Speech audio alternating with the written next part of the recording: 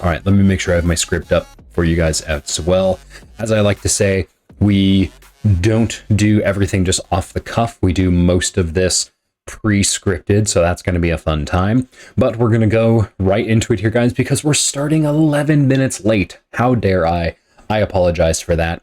Let me know if you guys have questions before we begin. If those show up, they will show up right above me here in the chat. So you guys are more than welcome to post your questions live as we continue to go through. Now, ideally, we are usually going to be going live right at 9:30 a.m. on Tuesdays. Today is December 6th, 2022. So we're very happy to have you guys all in here today.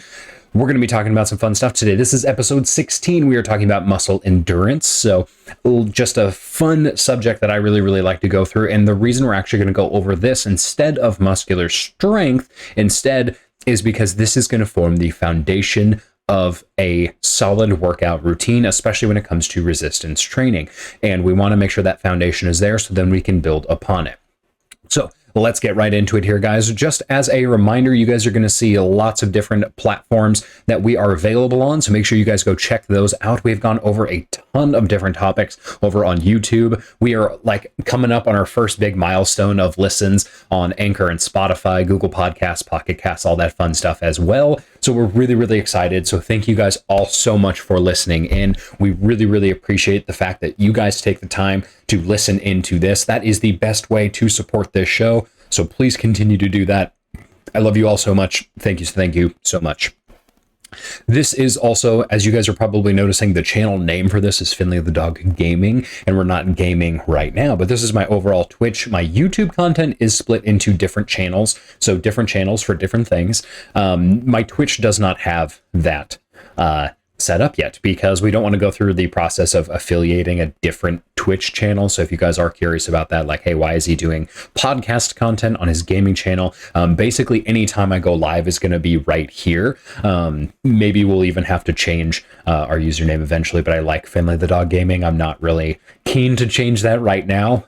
It would make a little bit more sense, but I think we're just going to keep that for now. If you guys are interested in other stuff, I do stream. You guys can take a look at my other streams as well. We're going to hopefully start streaming some different Xbox games. So we're going to be going through some achievement series, but I won't go down that rabbit hole because if you guys are tuning in right now, you're here to watch exercise content and fitness and wellness and nutrition, all that fun stuff, not necessarily the games that I get up to. So let's get into this here, guys. So I already thanked you guys all. I always like to start off by thanking you for listening because you guys are the one that actually support this podcast. We did just get to the point where we are now monetized. So if you guys are like seeing ads about this and things like that, that is actually good because we have ways of getting a little bit of ad money now from this via Twitch, YouTube, Anchor, and Spotify, things like that. And we want to keep that going. If you don't want to watch ads, we're going to start the process of releasing full unedited or full episodes over on Patreon as well. So if you want to watch this ad free, you can watch that over there. That does cost a little bit of money, but you're directly supporting the show. So let's make sure that if you guys get that much out of it, it's a really small monthly commitment, way less than you'd spend on other things, but it does support me directly. And it's going to go into higher levels of video production, the audio work, writing, editing, and actually just helps me improve this product so that your investment actually gets better over time. So if you guys do want to consider that, you can find me over on Patreon as well. The link for that is going to be on a lot of my different social medias. You can find my link tree. And if you're watching this on YouTube, you can find that in the description below. If you're listening right now, make sure to like and follow and subscribe, doing all the YouTube things, because again, we're going to post this to YouTube later. Data shows that if you say those words, like and subscribe, then people actually do it. So go ahead, do that right now. Take the second. It costs you nothing to do that. Press the like button, press the subscribe. That means so much to me. And it's so little effort for you. So please go ahead and do that here, guys. That would support me so much. And that way we can just get more content out for you guys as well. Remember, guys, the purpose of this podcast is to bring education to as many people as possible. I always like to tell people I live here in Washington State in the United States, and I live in Pierce County. I've been pretty vocal about that already, and the reason I say that is because if you guys don't know anything about Washington State, Pierce County is directly south of King County. King County is where Seattle's at. So that's actually where that is where the biggest concentration of people are in our state, and that's actually the city most of us are known for. So when we go over kind of locations and things like that, I am directly south of that. There are just about 1 million people in Pierce County. So the county I am in, currently living in, there are so many people here. Even on my dog walk this morning when I was going up the hill and coming back down, so many people driving by here, guys. And I've lived in this area for a long time and I have not seen these numbers. And the reason I bring this up right now is because when I want to bring this education to everyone, I need you guys to know that I am working one-on-one as an elite strength coach with a lot of people, but I cannot train 1 million people. So that's why we made this podcast, is to really reach out into the community, get that information out, and actually hopefully kind of right some of the wrongs that overall fitness culture has kind of told us, different myths and things like that, by just educating ourselves by what fitness is, what it looks like, and then how to apply it to our lives. Also, as I mentioned earlier, I'm a huge gamer. I'm a nerd. A lot of the people I network with are people who have sedentary positions. They content create from their position right in front of the camera. So what happens is this is a very sedentary job. I'm not moving very much. I like to do a lot of stuff with my hands, but what's happening is that this is not an active profession per se. And now I will say some content creators themselves really focus on keeping their health a high priority, and I really value that. But for the average lay person who their hobbies include tabletop gaming, streaming, things like that, they don't always tend to be, they tend to find health and fitness topics to be somewhat exclusive. Or excluding for them. And so that's part of what we're doing here. Is in our growing world, personal health and fitness is more important than ever, and we want to bring that to as many people as possible. So today, guys, we are going to be talking about endurance training. So we've got all of our different guys over here because, again, we talked about all of our different movements as we went through the fundamental series. So please go listen to those if you have not yet. But that's our squat, our hinge, our plank, our lunge, our pull, our push, our another pull, which is a curl, and our carry. So 8 different exercises, but this is not an exhaustive list for sure, but we're going to be talking about kind of why we want to go into endurance training in itself and the importance of this. And a lot of the times people, especially men, want to go right for strength training. They're like, no, I don't want to do this whole high rep nonsense. I want to just focus on moving the biggest weights possible around.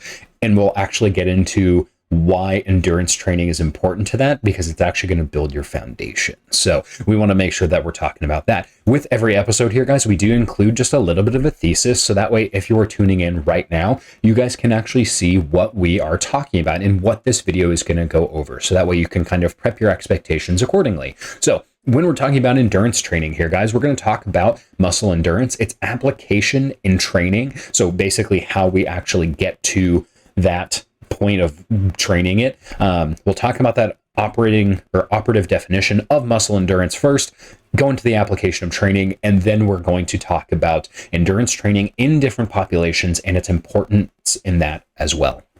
Let's get right into it here, guys. First talking point of the day is, what is muscle endurance? Let's go over the objective for this really quick. Muscle endurance. If we were to use the technical definition, it is the ability of a muscle group to exert submaximal force for an extended period or for extended periods. What that actually means is it's your ability to move a resistance force or a weight for more than just one rep, right? If we're looking at just one rep, that's actually muscular strength. If we're looking at lots of reps or over an extended period of time, so like 1 minute, 2 minute, doing something for more than just a few reps, that's when we get into the area of muscle endurance. Now, this is really important here, guys, because muscle endurance is a key component of overall musculoskeletal fitness. Musculoskeletal fitness is kind of our broad category of strength, endurance, power, hypertrophy gains, building muscle, getting a little bit bigger, things like that. And so this is just one component of musculoskeletal fitness, but it's involved in many day-to-day activities. We'll call those ADLs, or activities of daily living. If you guys see me use that acronym, that's what we're using right here. And then leisure activities as well. So if you're somebody who likes to play sports, whether or not that's professional or in amateur leagues or just pickup games, whatever it is, this is really important. If you're not going to usually be a very good athlete if you don't have good muscle endurance. And a lot of the times people will think, oh, well, I don't really like to, I don't play soccer or like frisbee or anything like on the side, but I really like to go hiking. That is a really common thing I hear all the time, especially here in Washington. We have some of the best trails. When you guys are doing those activities, every single one of those activities takes muscle endurance. For those muscles to continue moving through and producing that effort, you need muscle endurance. So this is one of the primary benefits and outcomes of a resistance training program, along with muscle strength. You're going to see a lot of the benefits from resistance training. A lot of those are going to overlap with muscle endurance and muscle strength. A lot of those things happen in the same, which is why we consider muscle endurance a foundation to strength, not necessarily a completely separate thing. And we'll get into a little bit of that a little bit today, but also next week as well, as we dive into actually what is training for muscular strength, because it's kind of the next building block in that piece. When we're looking at the benefits of an endurance training program, again, I mentioned that a lot of these are going to overlap with strength, but you're going to hear these this week and next. The first, and one of my favorites, is building bone mass. So this is one of the most important parts of actual training, and this is something we need to do all the time.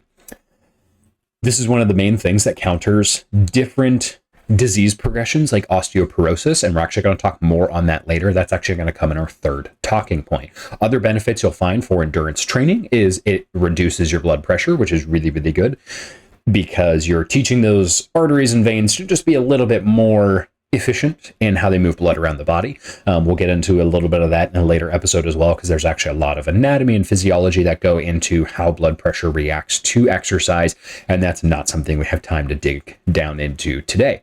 Another one, and this is going to really spark the interest for a lot of people, is one of the main benefits of a resistance training program is it reduces body fat, but we can also phrase that as it improves body composition. And we're going to talk about more of that later in one of our viewer questions or one of our fitness questions. We took some of our questions from Reddit this week, so we're going to be answering those because they are going to hopefully get a little bit more attention here than just on a post that only got like 2 or 3 likes. So, and that's just because they were recent, but we want to make sure that if one person has these questions, multiple people have them as well.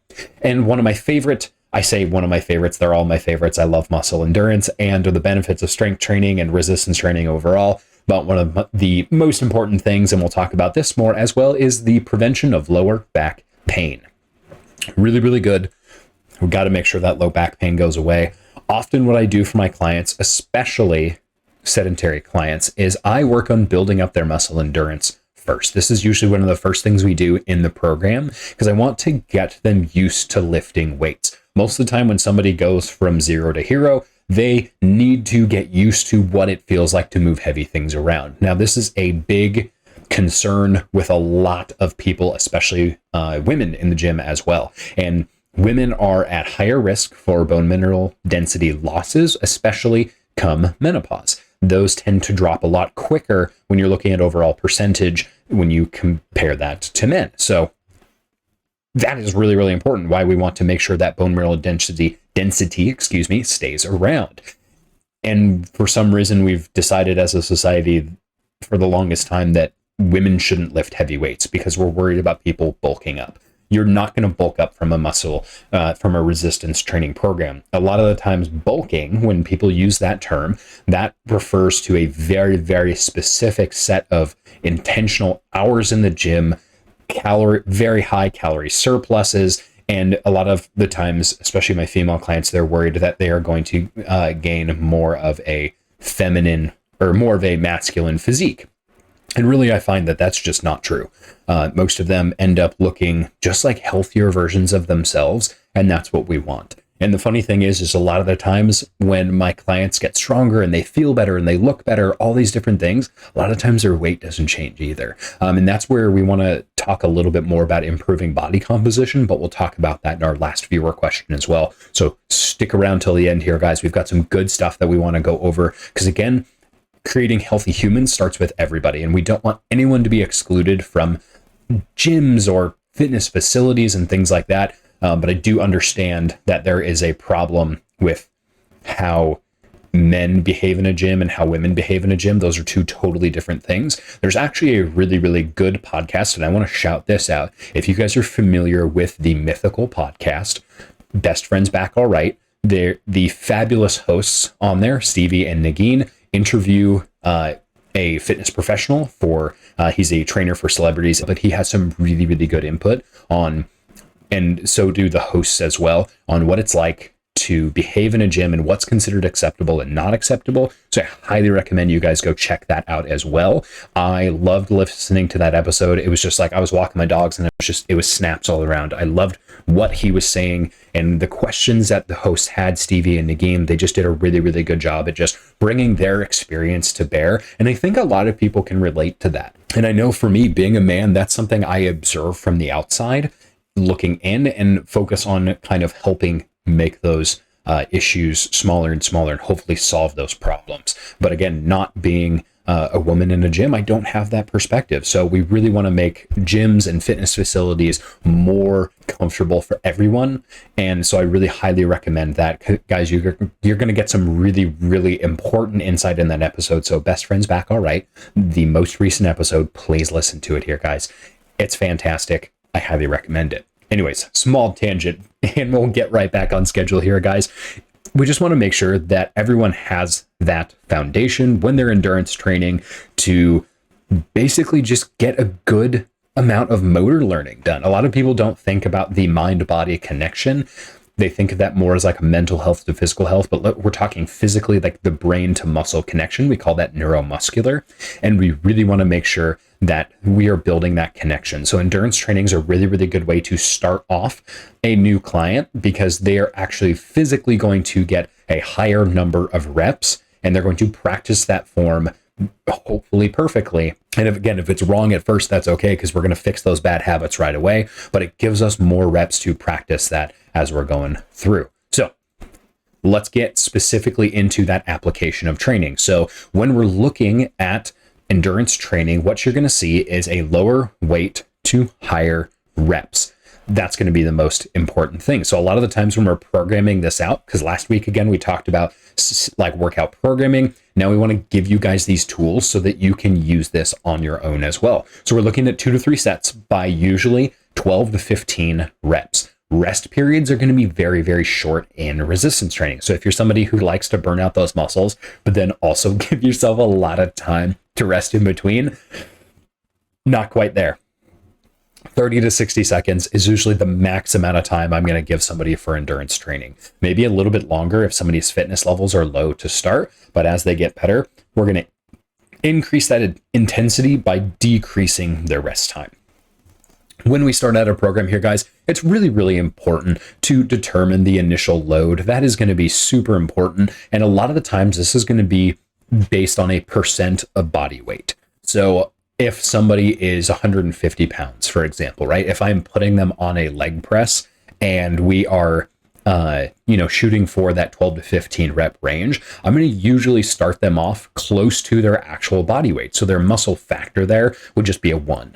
A lot of the times as muscle groups get smaller, we'll actually decrease that factor. So it'll be a decimal point. So you'll take your body weight, multiply it by that factor, and that's going to give you kind of an initial load to kind of get started with. Now, keep in mind here, guys, I actually have a stack of books right here that I use to determine these, because these have nice tables and things in them that have all of these different decimal points that I can refer to when going through those. And no, I have not put those tables in here because that would have taken a very, very long time to do that. And I unfortunately was a little bit rushed this weekend getting stuff done and working on a lot of different projects. So when we're working with those, that is going to be essentially what we start with. Now, you can use a specific muscle factor to basically just like, okay, this is the ideal weight we're going to start with. A lot of the times what I will do with my clients is we're going to start with what's called tolerance training. Now, this is going to use a rep range I want to achieve, so i.e. that 15 rep point, and we'll start at a given weight and then incrementally increase until failure, given usually about 30 to 60 seconds of that rest period. Now, if somebody is 150 pounds, for example, and we're sitting on a leg press just to determine their overall leg endurance, and we're like, okay, we're going to set it to your body weight. and I want you to do 15 reps. If they're not able to get that, we're going to use that plus or minus 2 rule, right? If our target is 15. So if they get all the way to 15 really, really easily and they feel like they have 2 reps in reserve, that's your plus 2 of that rep range, then we might need to go up just a little bit because, again, everyone starts at different fitness levels. If they're able to get to like 13 reps, but then they're like, oh, shoot, I'm done, that actually might be a decent place to start, depending on how they do in set number 2. Because again, that fatigue is not going to go away super quickly when you're only doing 30 to 60 seconds of rest. So we want to take that into consideration. So you can use that 2 to 3 rep range that I use with a lot of my clients when determining that. And then you can kind of play around with that number a little bit. And then you want to see what's actually, going to sustain them through their entire workout. If they can't get to 3 sets and they do, like, for example, 13 reps at 150 pounds your first round, and then round 2 they can only get 12 reps, and then round 3 they can only get 8 reps, for example, the weight's going to be too high. So we would want to back that out because we want to get closer to that 15 rep range for every single one of their sets. So just keep that in mind.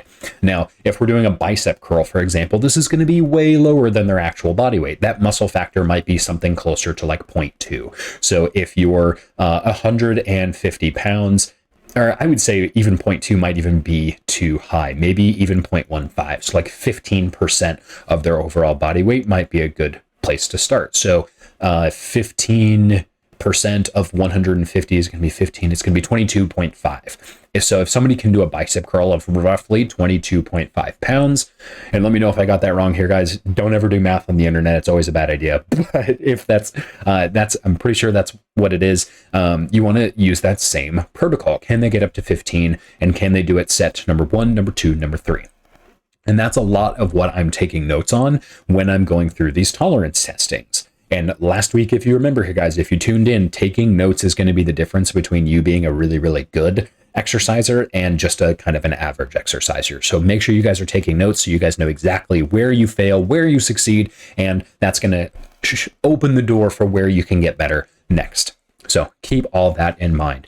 Just a general recommendation here, guys, just to finish out the application and training. When we are looking at endurance training specifically, we're going to usually look at, if I'm just like going to slap this on a card really quick and give this to one of my clients, I'll usually say 3 sets by 15 reps by a certain amount of load, and that varies based on exercise, and usually about 30 seconds of rest. Start off with that template and then move on from there, tweaking it.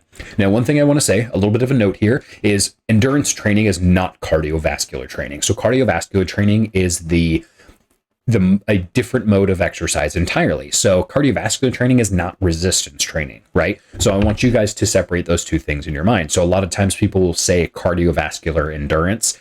That's like my ability to run for 20 minutes straight or bike 20 minutes straight at a given intensity. That's not a resistance. That's more of a cardio exercise. And that's the difference there. Whereas endurance, muscular endurance is like training with weights still, just using different sets, reps, and rest ranges. Hopefully that clears something up for you as well. I get a lot of questions about that when we're talking about people using just the word cardio training. They get that and endurance training mixed up a little bit. And so we just want to keep that nice and clear. Let's move on. All right. Talking point number 3 here, guys. We're going to go through these pretty quick today because we want to keep this nice and concise for you, and it makes my life editing a little bit easier as well. So when we're talking about endurance training in different populations, let's just refresh on those benefits really, really quick. So those main benefits is building bone mass or bone mineral density, that's that BMD, reducing blood pressure, reducing body fat levels, and preventing low back pain. Those are kind of the 4 main benefits that we want to talk about right now, and then talk about how that applies in older populations. So if we remember that, let's start off with bone mineral density. This is super important in the aging population. So here across in the US and globally, we are seeing the older generation, we're seeing more people last into their 50s, 60s, 70s, and 80s. And so that actually puts a certain amount of economic strain on our country. And so we want to make sure, just a moment here, We want to make sure that we can take care of those people. And the reason is because, first of all, they are still humans deserving of respect and integrity, and we're going to be old someday too. So we want to have those systems in place and hopefully refined so that when we get there to that age, we want to be able to move well, be taken care of, and be able to continue to pass on our wisdom as hopefully myself, I'm kind of hoping to be a little bit of a gamer in my old age, but we'll see. Hopefully the eyes stick around. Anyways, a little bit of a diversion there. One of the main issues in the elderly population is bone mass. You guys have probably seen this a lot in older family members or working with older individuals, things like that. When you get older, there are some few changes with aging that just happen, and we get a decent say in that based on what we've done the rest of our life before that. So when you are starting early and lifting, you are going to give yourself the largest baseline possible of bone mineral density. So this needs to be there now. If you're thinking to yourself, well, I'm not old now, so I don't need to worry about bone mineral density, wherever you're at right now, you need to be working on this. That is super important, because if you do it now, that's going to benefit you in the future. Current you needs to look out for future you as well. So please keep that in mind. But a lot of the times this is going to follow a certain progression of injury prevention. So when we are building bone mineral density using endurance training and resistance training in general, what that's going to do is that's going to increase bone mass, which counters osteoporosis, which is the breakdown of bone. And this is going to decrease the risk of catastrophic injuries like falls. I shouldn't say it's not going to prevent you specifically from falling, but when somebody falls, a lot of times what we're seeing is wrist breakage and hip breakage as well, specifically the femur, and breaks a lot of the time at the greater trochanter, these big structures, and these are catastrophic injuries. These can be, in some cases, life-ending injuries because of the complications associated with them. And if somebody has been endurance training their entire life, the chances of that happening is reduced. Now, again, it's not a foolproof solution. If it was, then we would have no injuries, right? But it is something that very, very much helps improve reduce the risk of those catastrophic injuries, because we don't like that. Those are horrible injuries that people suffer, and I myself really don't want to. I took a bad slip in the snow even just a few days ago, and I was like, wow, that really hurt. And I was like, oh, thank goodness I didn't break anything. But I'm like, I'm hopefully going to be saying that for the next 40, 50, 60 years, if I even live that long. We'll see. The next one we want to talk about is low back pain. Now, this is something that needs to be addressed because this is such an huge issue, especially in the United States. Low back pain is a huge cause of overall disability. The problem with low back pain is it often comes from sources that are not always easily identifiable. So we want to make sure that we are, again, covering as many of our bases as possible. And a lot of times endurance training directly leads to those muscles, especially that cover the low back and are in adjacent muscle groups. So the core, your spinal erectors, your glutes, your hamstrings, all of the muscles that cover the low back, your QLs. If all of those are strong, and all of those have good muscle endurance, so again, that ability to continue doing work, then we're going to see that low back pain decrease in many, many people. Now, if it's a structural issue and there's something else going on, a structure, a nerve, or something like that, again, this isn't just a blanket coverage, or we would have already solved low back pain by now. But this is something that most people can do now to prevent low back pain in the future. So make sure you guys are using these sets and reps, all that fun stuff, and that's going to be really important to go through. Now, when we're looking at what muscle groups to target, we're just going to target the main muscle groups. So a lot of the times when you're endurance training, you can do this about 3 times a week and usually take a day off in between. It's like a Monday, a Wednesday, a Friday, right? This can be a great way to start off really, really simply. So when we're looking at what muscles to target, we're looking at chest, shoulders, legs. Legs have a lot of different muscle groups that actually go in here. So your quadriceps, hamstrings, glutes, calves, abductors, and adductors. So those are the muscles on the inside, the interior portion and exterior or lateral portion of the thighs. Your back, which has actually a lot of different muscles in it. So that's, again, just being a little bit too simple, but we're being simple for simplicity's sake. Your arms, which includes your biceps and your triceps, a little bit of forearm, and then your abdominal muscles as well. When we go through our actual programming, so let's talk talk about this right now. Last week, we talked about general programming. Let's build you guys a program right now. So if we remember our sets and rep schemes, 3 sets by 15 reps by 30 seconds of rest. Hit the chest, then hit something in the legs. Hit the shoulders, then hit something in the legs. Hit the back, then hit something in the legs or the core, then the arms, lower. Switch throughout the body. What I don't want you doing is doing chest, shoulders, arms, back, and then doing legs. Alternate upper body, lower body, and abdominal groups so that you guys have a little bit of variety. So as one muscle group is working, one is resting as well. This is going to be really, really important because this is actually going to provide you a little bit more of a metabolic workout. And this is going to give those muscles just the physical time they need to rest so that you see the most success. Because again, if you do squats and then you do deadlifts and then you're going to do like a hip bridge, those glutes are going to be so exhausted by the time you do squats, deadlifts, and then a glute bridge, if that's the order we're doing that in, that you might not see great success in those movements. But if you like do a bench press and then you do some squats, if you then do a hinge row and then you do the hamstrings and then you do a plank and then you do a glute bridge, you're going to have enough of a break from those specific muscle groups that muscle is going to have recovered and hopefully be able to improve on that work. So use these muscle groups here, guys. Use that set and rep scheme we were working on earlier with 3 sets, 15 reps, 30 to 60 seconds rest. Hit these muscle groups Monday, Wednesday, Friday, or Tuesday, Thursday, Saturday, whatever you need, and you guys are going to see some really, really good results happening. Next, we want to go into some listener questions. Now, we are actually going to snag some of these questions from Reddit because there are so many questions to cover. We just want to make sure we're going over as many of those as possible. So if you guys have questions, you guys can DM me on Twitter.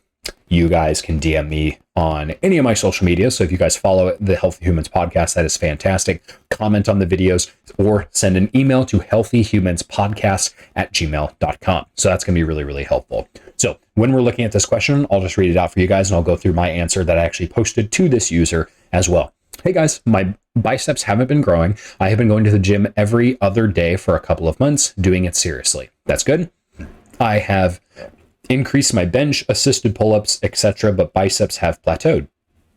I can't curl the 50 easy curl bar more than 11 reps or the 40 pound for 16 reps. I run out of breath for this many reps for only this specific set. Never experienced this for any other exercise or a lower rep count for curls. I do the 50 pounds to muscle failure.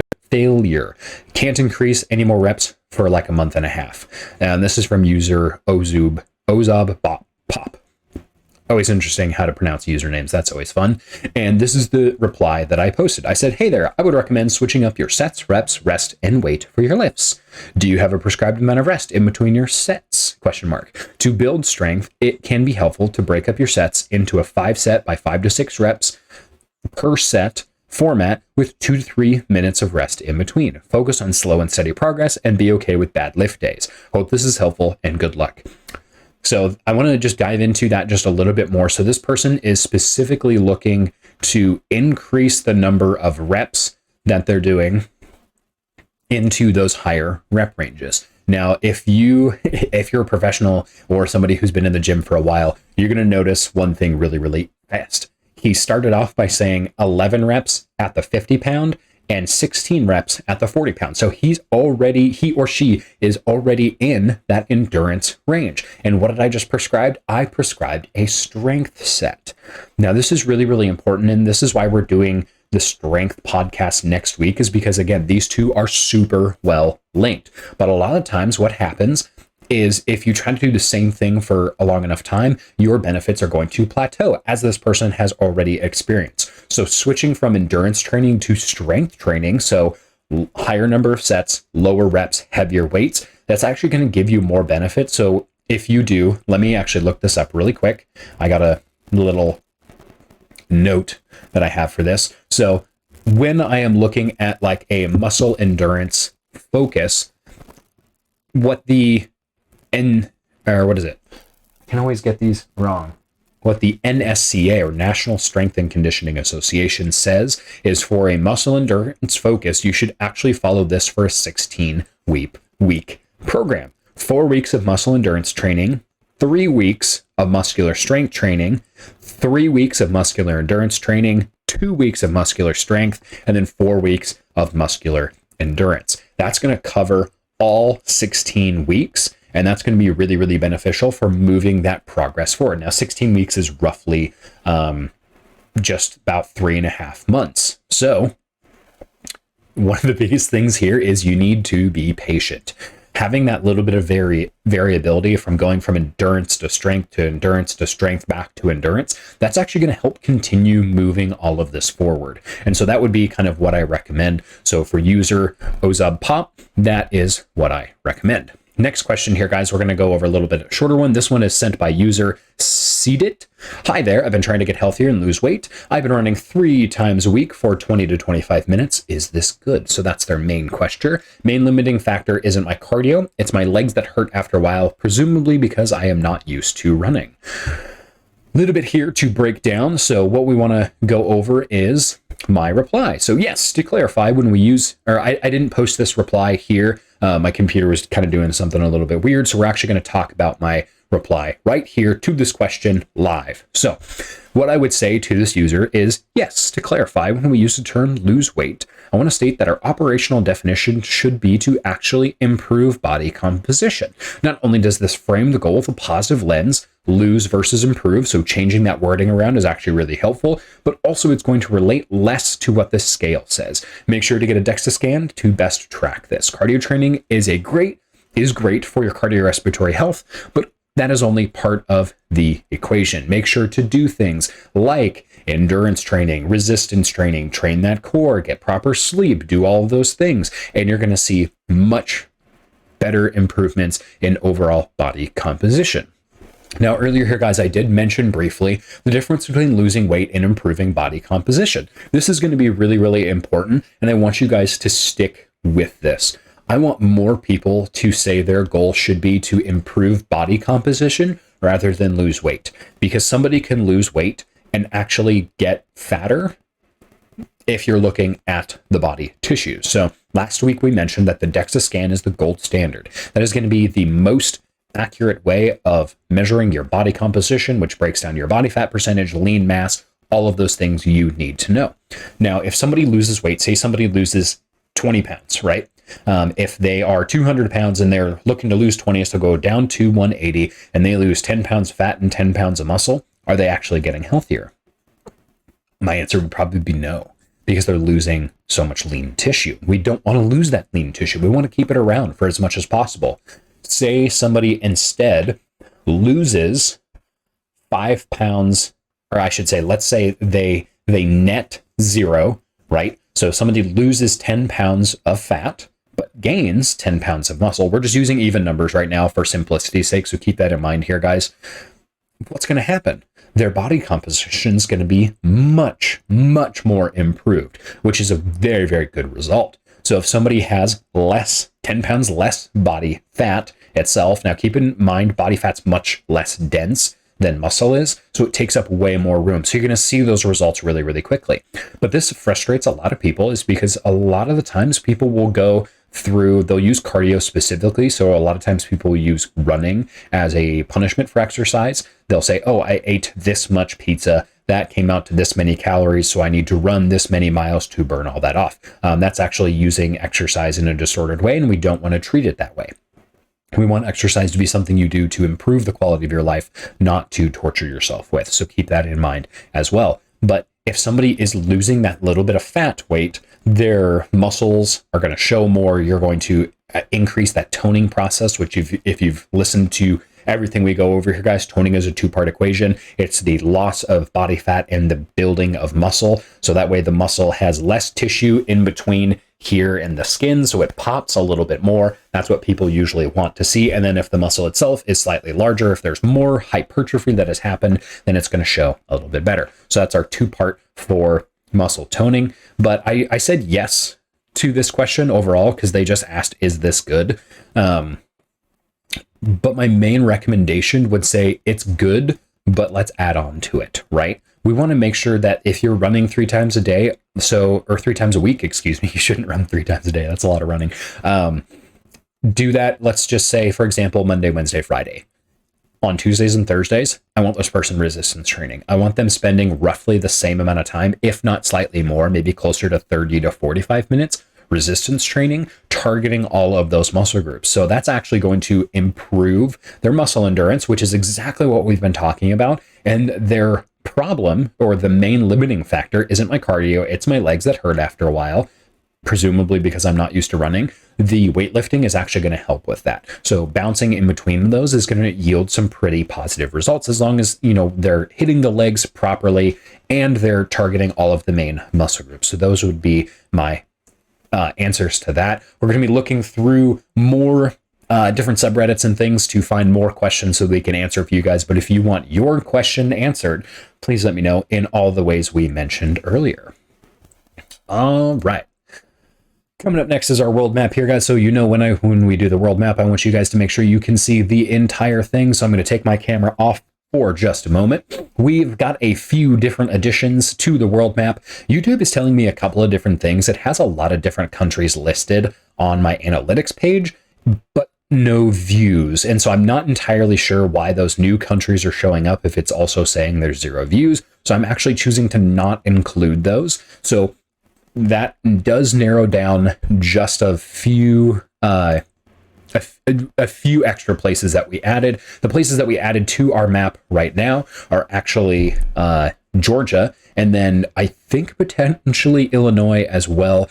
I need to confirm that because, again, the analytics are kind of telling me 2 different stories, so we'll be updating that as well. But overall, we've got listeners from the United States, Washington, California, Indiana, Texas, Ohio, Oklahoma, Florida, North Carolina, New Jersey, Oregon, New York, and now Georgia. We do have listeners confirmed in Atlanta, so we added that one over here. This whole map got moved around just a little bit, so I'm going to be fixing those a little bit later. Don't you guys worry. Internationally, we have listeners in Belgium and the UK actually taking that higher, that number one, the most popular international place in front of Belgium. So we'll need to switch that around as well. We also have listeners in Sweden, India, the Czech Republic, Spain, Australia, Germany, the Netherlands, and Canada. We're super excited. There was a lot of different countries in South America and Central America, and a lot of different countries in Europe, and actually the Middle East as well, that YouTube is telling me. But again, it's naming the countries without actually telling me how many views came from there. So we're trying to figure that out. Like Indonesia was labeled. We had Brazil. I believe we had Argentina on there as well. We had Mexico. So we had all these different places. France was on there. Italy.